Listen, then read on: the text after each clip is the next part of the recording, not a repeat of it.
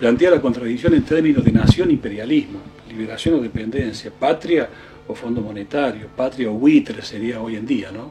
Por más que uno y nuestros gobiernos tengan las mejores intenciones, estos sectores responden a los intereses del imperialismo, son depredadores y siempre van a partir de la base de querer especular hasta lo último. Nunca van a tener buenas intenciones. Tenemos que decirle no a los fondos buitres, no al imperialismo y luchar. Es la primera vez que Argentina dejaba de deberle al fondo desde la primera operación durante la presidencia de Frondizi a fines de 1958. Así que es un hito histórico importante esa decisión.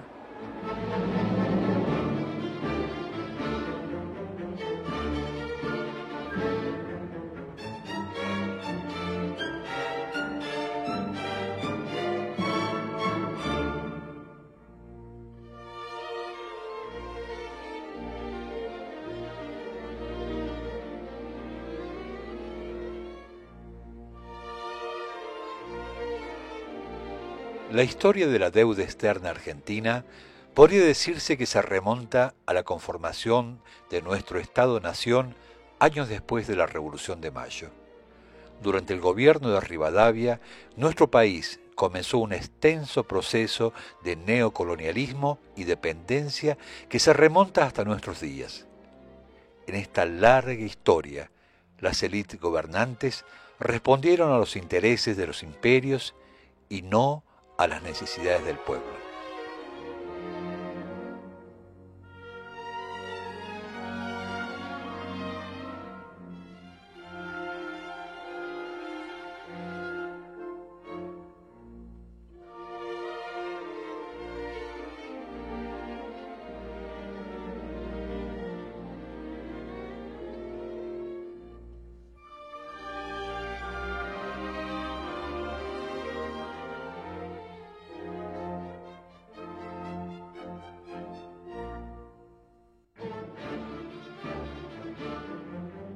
Ayuden a que se produzca un reajuste gradual de la economía.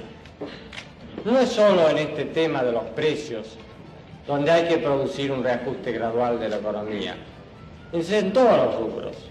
Es necesario que se garantice la defensa del crédito del Estado y para ello hay que aventar toda duda respecto al cumplimiento de los compromisos de la deuda pública interna en australes y en moneda extranjera. Carlos Saúl Menem, juro por Dios nuestro Señor y estos santos evangelios, desempeñar con lealtad y patriotismo el cargo de presidente de la nación. Son palabras de Menem, él no lo conoce aún. El mandamiento 1 que ha extraído de sus muchos discursos dice así: nada de lo que deba ser estatal permanecerá en manos del Estado. No hay ningún riesgo de que abandonemos el plan de convertibilidad. Lo vamos a cumplir a rajatablas.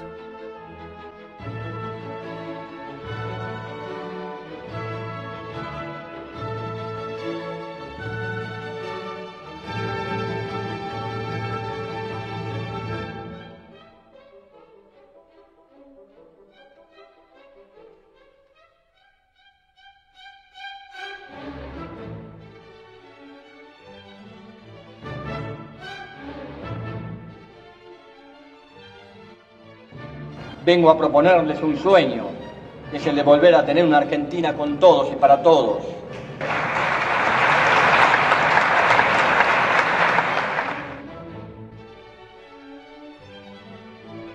Vladimir Ilich Ulyanov, dirigente de la Revolución Rusa, soviética, 1917, 5 años después de escribir ese libro, él dice que el imperialismo es la fusión del capital industrial con el capital bancario y sobre esa base la aparición del capital financiero.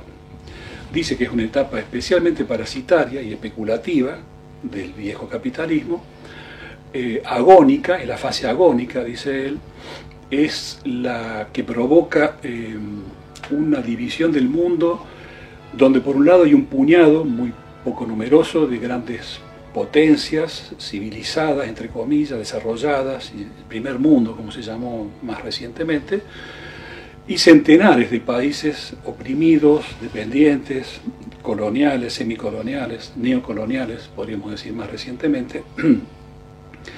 Dice también él que esa crisis agónica lleva a que el imperialismo atarascone como tiburones que primero se devoran los peces más chicos, después pelean entre sí, y ese es el origen de las guerras interimperialistas. Y por fin, y esto por supuesto no lo van a compartir muchos, él dice que el imperialismo pone el mundo en la antesala de la revolución proletaria. Cambiarle proletaria, ponerle obrera, socialista, de los movimientos de liberación nacional aliados con los países socialistas, pero digamos que le provoca el imperialismo al mundo cataclismos, crisis, penurias, sufrimientos, guerras. Imagínate que después vino la Primera Guerra Mundial, 2 años después de que él escribiera ese libro, después vino la Segunda Guerra Mundial que provocó 60 millones de muertos, así que imagínate si tenía razón en ese sentido. Bueno, me parece que ese es el mundo en el que estamos viviendo.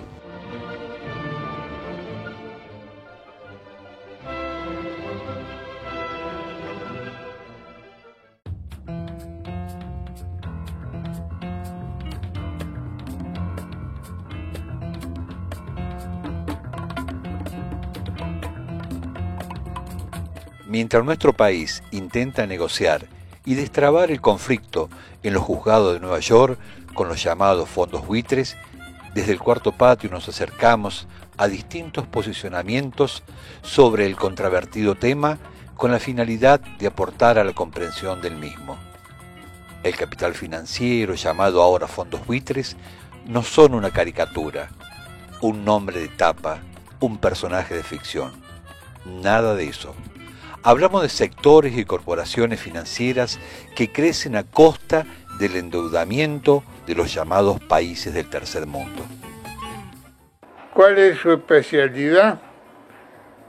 La de comprar valores, títulos, bonos de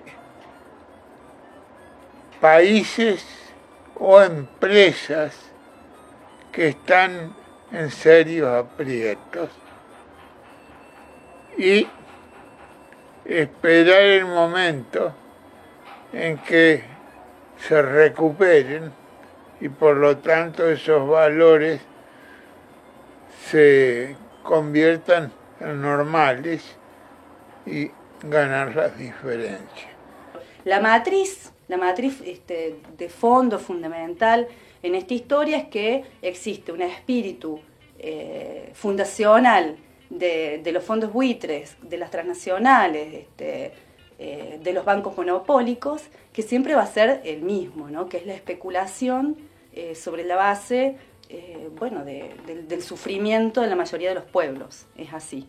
Para dar un ejemplo de Argentina, los títulos que ellos adquirieron, la mayoría en el año 2008, los adquirieron al 8% del valor escrito o nominal. Y, por supuesto, iniciaron, después de pretender cobrarlos en el 100%, es decir, más de 12 veces lo que les costó, porque además de revalorizarse, se agregan los intereses.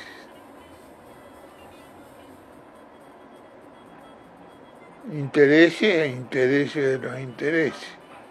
El importe, en realidad el juicio, es 1.330 millones, pero desde que Griesa tomó sus decisiones a la fecha, se han incorporado otros 150 millones de intereses y gastos. que completan los 1.500. Se ha conseguido arreglar con quita y con incremento de plazo con el equivalente al 92.7% del total de la deuda con acreedores privados, porque dice una cláusula que si Argentina voluntariamente otorga mejores condiciones a otro acreedor, tienen que concedérselas al colectivo completo. Entonces, lo primero que se ha hecho, y se ha hecho bien, es dejar con hechos constancia que Argentina voluntariamente no hace nada. Primero, que la política de no endeudamiento nuevo, es decir, la no emisión de deuda neta, es fundamental para garantizar los equilibrios macroeconómicos. La consigna es: hay que bajar la deuda, para usar el término del presidente Kirchner, hay que desendeudarse. Todavía tengo muy presente el primer discurso que hizo Néstor, que hizo él en las Naciones Unidas, cuando, abordando el tema del endeudamiento de la Argentina, sostuvo que los muertos no pagan, que nadie, ningún muerto pague, y que por lo tanto era necesario dejar crecer a la Argentina para poder abordar con seriedad el pago de sus obligaciones. El tiempo le dio la razón. Hemos iniciado en el año 2005 un primer canje y hemos culminado el canje de los tenedores de deuda privada en el 2009 exitosamente. En estas negociaciones, uno de los actores no aceptó las condiciones planteadas por el gobierno nacional. Estos grupos son conocidos como fondos buitres. Hoy reclaman que se le pague lo que ayer compraron vilmente por poco monto y cuentan con el apoyo de los tribunales de Nueva York. En este contexto, si Argentina pagara, aunque sea los intereses exigidos por estos bonistas al día de la fecha, se activaría automáticamente la conocida cláusula Rufo, que significaría el derecho a futuras ofertas. Lo cual determina que en caso de que el país deudor le otorgara mejores condiciones de pagos a un sector de los bonistas, esto es, los fondos buitres, el otro sector, que ingresó a los canjes de deuda, podría reclamar el mismo beneficio. Hoy no existe un grado de regulación de los mercados y de la deuda, o sea, de cómo se lleva adelante las negociaciones de este tipo de deudas. No existe hoy una reglamentación. La presidenta lo planteó ya en el G20 en el año 2013 a esta cuestión. Ella lo reclamó y es más, dijo, son guaridas de piratas aquellos países que figuran como los países en donde existen, donde viven y tienen domicilio estos fondos buitres, ¿no? Obama se enfrentó claramente a esta posición que había planteado la Argentina. Bueno, son los grises que existen internacionalmente, porque justamente el que termina tomando las definiciones ante estos grises es el imperialismo. Primero quiero decir que hoy el gobierno está padeciendo este fallo perverso que repudiamos de Griesa, pero que en realidad el gobierno está hoy tomando la propia medicina en la cual puso en juego efectivamente a partir de las negociaciones con los tribunales internacionales.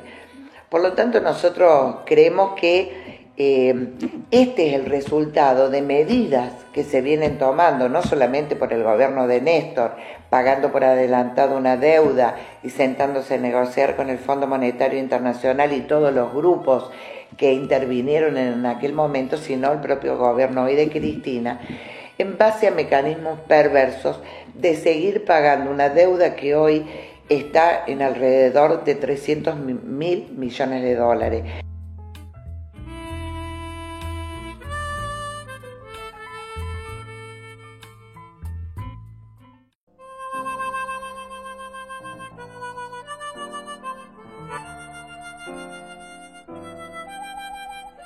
Argentina tiene que definir cuál es su lugar en el mundo. Y su lugar en el mundo es, justamente, no es la OEA, no es el Grupo de los 20, de la que tanto se ufanó la presidenta de participar de las cumbres del Grupo de los 20, donde estaba incluida Estados Unidos y Europa, y Canadá, sino que nosotros creemos que el lugar de Argentina es el ALBA, la Alianza Bolivariana de Nuestra América, fundada en 2004 por Fidel Castro y Hugo Chávez, y hoy integrada por otros 6-7 países, entre ellos Ecuador, Bolivia, Nicaragua, por supuesto Venezuela y Cuba, y otros países del Caribe. El BRICS es un grupo emergente de poder a nivel mundial, donde está, según las siglas, Brasil, Rusia, India, China y Sudáfrica, el BRICS, y ojalá pudiera ser BRICSA si Argentina se decidiera a eso. Ya digo, el ALBA, porque es como el barrio, el ALBA es como nuestro barrio, digamos, ¿no? Son nuestros vecinos de Latinoamérica, la patria grande latinoamericana. Y el BRICS es una opción política, pero también financiera y económica a nivel mundial. Así que quiere decir que hay salida. Pagando, estamos como estamos, cada vez con menos riquezas naturales, con la intromisión de grandes multinacionales de la megaminería como la Barrick, como Monsanto ahora en una pelea muy actual, como también la Chevron en Vaca Muerta, llevándose nuestro petróleo. Nosotros creemos que este terrorismo ideológico se puede mostrar en la realidad, que hay un montón de experiencias, no solamente en Argentina, sino en otros países del mundo. Por ejemplo, tomando la Rusia del 17, que desconoció la deuda externa, hasta la Rusia del 99 también, para llevarlo a un caso más actual, o el propio Estados Unidos, antes y después de la Guerra de Secesión. Hay otros países como Ecuador en 1998, el caso de Cuba, después de esa revolución cubana de 1959, para dar algunos ejemplos que realmente muestran de que no hubo invasiones, de que no hubo bloqueos. En todo caso, lo que tenemos que plantear, si algo de eso pudiese suceder, es plantear justamente que todos los países que estamos en las mismas condiciones podamos armar un fuerte frente de países deudores para comerciar entre nosotros y evitar que nos bloqueen, o que mejor dicho nos falten algunos insumos, para enfrentar este pago perverso. Y en vez de perder tiempo y generar expectativas, negociaciones en ese juzgado y con el Pollack que designó como mediador, Argentina tendría que estar haciendo otras cosas. En parte las hace porque promueve el debate en la OEA, pero yo me pregunto por qué la presidenta argentina no citó en Buenos Aires, con carácter de urgencia, a una cumbre extraordinaria de la UNASUR y la CELAC. Mercosur, UNASUR y CELAC, que son las tres entidades de que Argentina forma parte. ¿Por qué el gobierno argentino no lo hace? No lo hace, es obvia la respuesta, porque no quiere comprometerse frente a su pueblo. Porque eso debería hacer, convocar al pueblo a la Plaza de Mayo y convocar a todos los presidentes que mencioné de las entidades ETA a la Casa Rosada a una reunión de urgencia por esta cuestión. No lo hace porque está todavía confiando en que si nos portamos bien, si pagamos a Repsol, si pagamos en el CIAL, si pagamos en el Club de París, si le pagamos un poquito a los fondos buitres, vamos a salir de esta en buenas condiciones y van a venir los créditos y los préstamos y la inversión extranjera, en fin. Es una apuesta política del gobierno. Cuando nosotros vemos que ningún capital viene a invertir, Chevron no viene a invertir, Chevron se viene a llevar las ganancias. Los 100.000 millones de dólares que se llevaron por la fuga de capitales son justamente esas supuestas inversiones que vinieron y que pasaron por las narices de los gobernantes, que nadie le dijo, señor, venga, vaya acá, deje esa inversión acá, volvamos ese dinero a la producción. No puede estar ningún Estado obligado a abandonar a su propio pueblo, ¿no?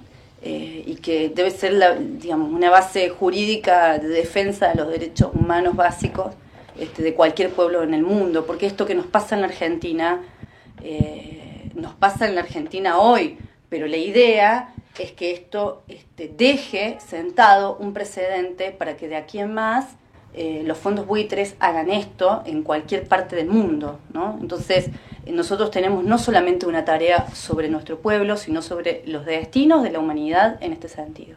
Y yo creo, y la organización a la que pertenezco, el Partido de Liberación, considera que no hay que abandonar una buena consigna que fue patrimonio no de un sector, sino en general de distintos sectores sociales y populares, ni $1 a los fondos buitres. Serían desmedro de los intereses populares, de los obreros, de los campesinos, de los desalojados, de los jubilados, de la gente humilde de este país, que si bien ha mejorado los índices de pobreza en relación a la crisis brutal del 2001, de todas maneras aún organismos oficiales del movimiento obrero, por ejemplo Cifra, ligada a la CTA de Yasky, que no es opositor al gobierno, dice que hay un 18,7% de pobreza y un 4,4% de indigencia, de modo que hay unos 9 millones de argentinos afectados por la pobreza y por la indigencia. Y obviamente si el gobierno se descapitaliza pagando a esta gente, evidentemente va a tener menos recursos para atender a la situación de los sectores populares más humildes de la República Argentina. Hay que reconocer que las estrategias que el gobierno nacional está aplicando con los fondos buitres ha tenido el consenso popular, haciéndole frente al reclamo por parte de la justicia norteamericana y estos capitales carroñeros.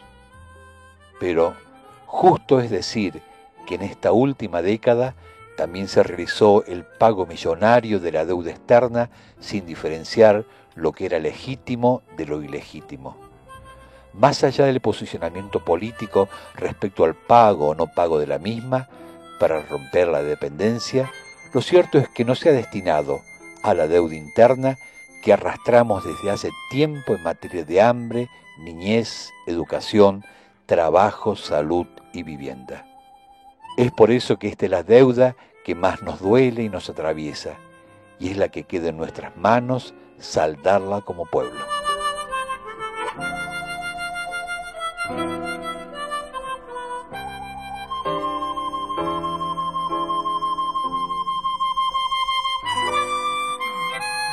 Thank you.